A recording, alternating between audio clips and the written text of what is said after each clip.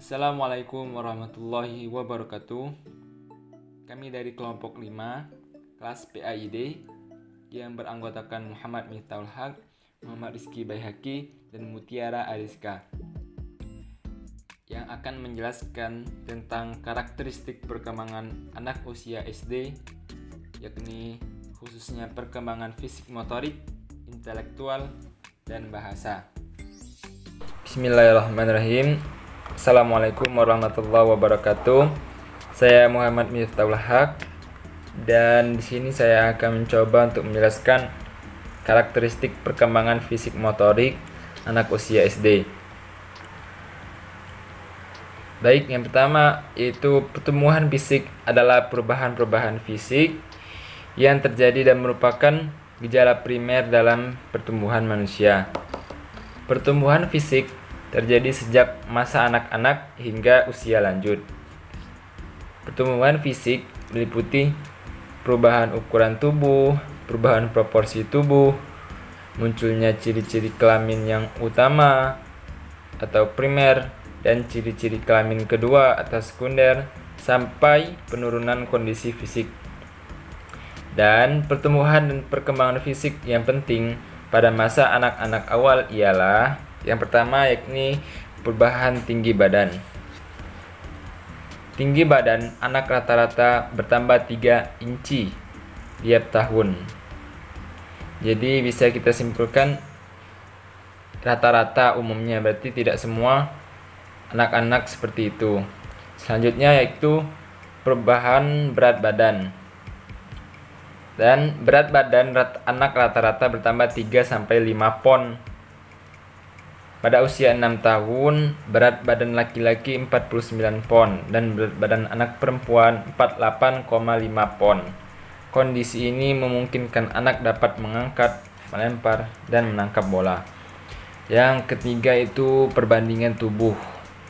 Anak usia 2-6 tahun cenderung berbentuk kerucut dengan perut rata-rata itu tidak buncit, dada yang lebih bidang dan rata, bahu yang lebih luas dan persegi, lengan dan kaki lebih panjang dan lebih lurus, tangan dan kaki tumbuh lebih besar.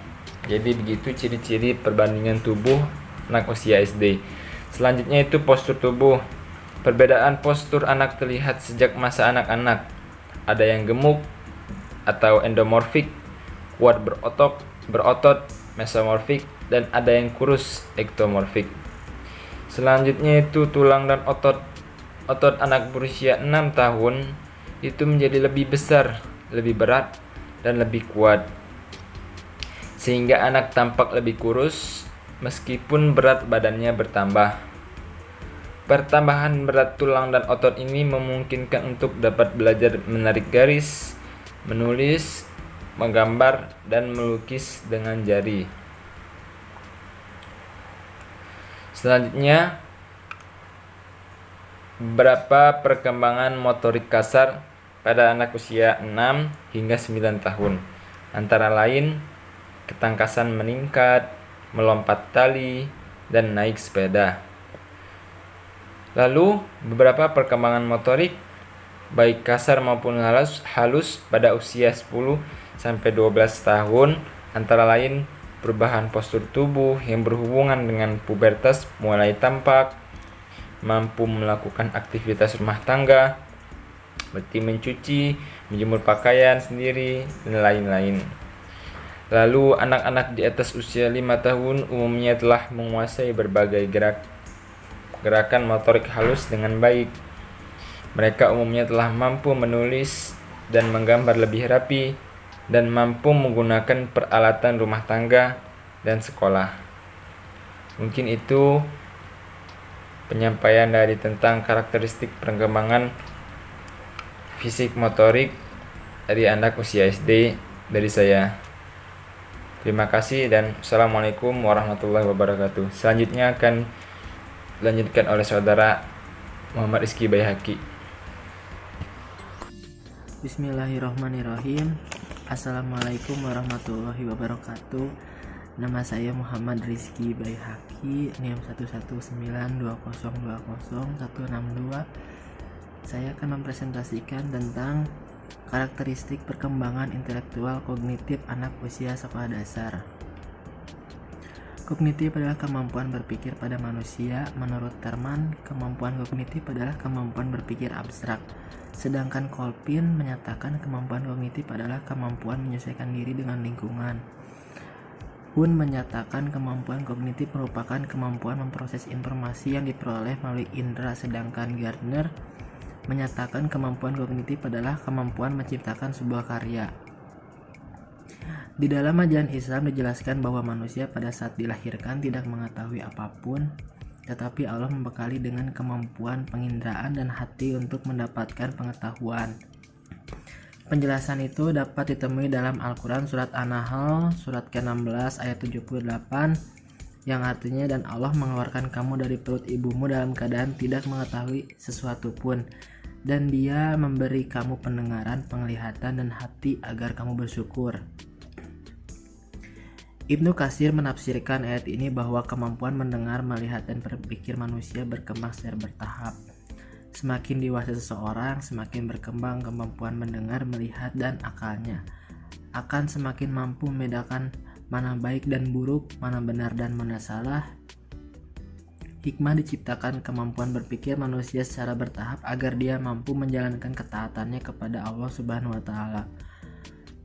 Allah memerintahkan manusia agar selalu bersyukur dengan kemampuan mendengar, melihat, dan berpikir yang telah diberikannya. Penjelasan tentang pentingnya sikap bersyukur terhadap nikmat pendengaran, penglihatan, dan hati dijelaskan oleh Allah dalam Al-Quran surat Al-Mulk ayat 23-24 yang artinya, katakanlah Dialah yang menciptakan kamu dan menjadikan bagi kamu pendengaran, penglihatan, dan hati, tetapi amat sedikit kamu bersyukur. Katakanlah Dialah yang menjadikan kamu berkembang biak di muka bumi dan hanya kepadanya lah kamu kelak dikumpulkan. Teori perkembangan kognitif didasarkan pada asumsi bahwa kemampuan kognitif merupakan sesuatu yang fundamental dalam membimbing tingkah laku anak. Kemampuan kognitif menjadikan anak sebagai individu yang secara aktif membangun sendiri pengetahuan mereka tentang dunia. Perkembangan kognitif manusia berkaitan dengan kemampuan mental dan fisik untuk mengetahui objek tertentu, memasukkan informasi ke dalam pikiran, mengubah pengetahuan yang telah ada dengan informasi yang baru diperoleh, dan perubahan tahapan-tahapan berpikir. Di antara ahli psikologi yang banyak membicarakan perkembangan kognitif adalah Piaget, Brunner, dan Vygotsky. Pemikiran anak-anak pada usia 7-11 tahun disebut pemikiran operasional konkret. Menurut Piaget, operasi adalah hubungan-hubungan logis di antara konsep-konsep atau skema-skema, sedangkan operasi konkret adalah aktivitas mental yang difokuskan pada objek-objek atau peristiwa-peristiwa nyata atau konkret dapat diukur. Anak-anak pada tahap operasional konkret sudah mengembangkan pikiran logis dan mulai mampu memahami operasi sejumlah konsep. Mereka memahami alam sekitarnya tanpa mengetahui informasi yang bersumber dari panca indera. Mereka mulai mampu membedakan apa yang tampak oleh mata dan kenyataan sesungguhnya, juga antara yang bersifat sementara dengan bersifat menetap. Proses-proses itu dibagi 6, yaitu yang pertama adalah pengurutan. Pengurutan adalah kemampuan untuk mengurutkan objek menurut ukuran, bentuk, atau ciri lainnya. Yang kedua, classification. Klasifikasi adalah kemampuan untuk memberi nama dan mengidentifikasi serangkaian benda menurut tampilan, ukurannya, atau karakteristik lainnya. Termasuk gagasan bahwa serangkaian benda-benda dapat menyertakan benda lainnya ke dalam rangkaian tersebut. Anak tidak lagi memiliki keterbatasan logika berupa animisme, anggapan bahwa semua benda hidup dan berperasaan. Nomor 3, decentering. Decentering adalah kemampuan anak mulai mempertimbangkan beberapa aspek suatu permasalahan untuk memecahkannya dengan berbagai solusi. Nomor 4 adalah reversibility. Reversibility adalah kemampuan anak mulai memahami bahwa jumlah atau benda dapat diubah, kemudian kembali ke keadaan awal. Yang kelima adalah konversi, adalah kemampuan memahami kuantitas panjang atau jumlah benda-benda, adalah tidak berhubungan dengan pengaturan atau tampilan dari objek atau benda-benda tersebut. Nomor 6, menghilang sifat egosentrisme. Penghilang sifat egosentrisme, kemampuan untuk melihat sesuatu dari sudut pandang orang lain, bahkan saat orang tersebut berpikir dengan cara yang salah. Di dalam ajaran Islam, anak usia 7-10 tahun dipandang telah mampu diajarkan syariat. Rasulullah menyuruh orang tua mengajarkan sholat pada anak usia 7 tahun dan memukulnya jika masih meninggalkan sholat pada usia 10 tahun. Perintah didasarkan kepada kemampuan anak untuk menerima hal-hal yang bersifat ketentuan pada usia 7 tahun dan telah dapat membuat komitmen pada usia 10 tahun. Mungkin sekian, mohon maaf jika ada kesalahan. Wabillahi taufiq wal hidayah. Wassalamualaikum warahmatullahi wabarakatuh. Assalamualaikum warahmatullahi wabarakatuh. Di sini saya akan menjelaskan tentang karakteristik perkembangan bahasa anak usia SD.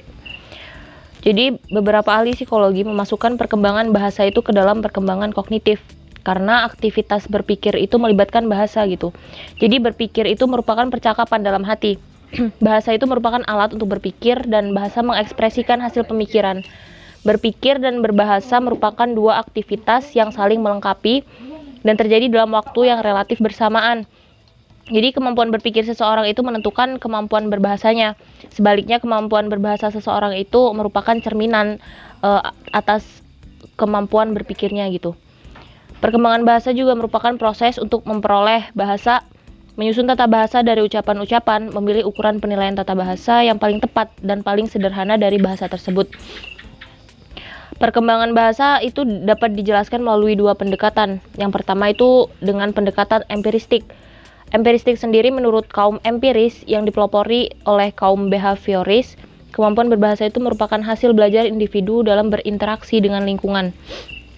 Penggunaan bahasa merupakan hasil dari penyatu paduan peristiwa-peristiwa linguistik yang dialami selama masa perkembangannya gitu.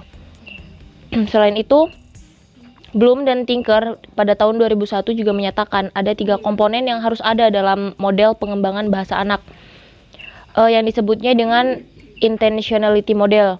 Ketiga komponen tersebut adalah perkembangan sosial, emosional, dan kognitif. Dengan perkembangan emosinya, anak-anak memberi respon terhadap lingkungannya dan perkembangan sosialnya mendorong anak untuk berhubungan dengan orang lain.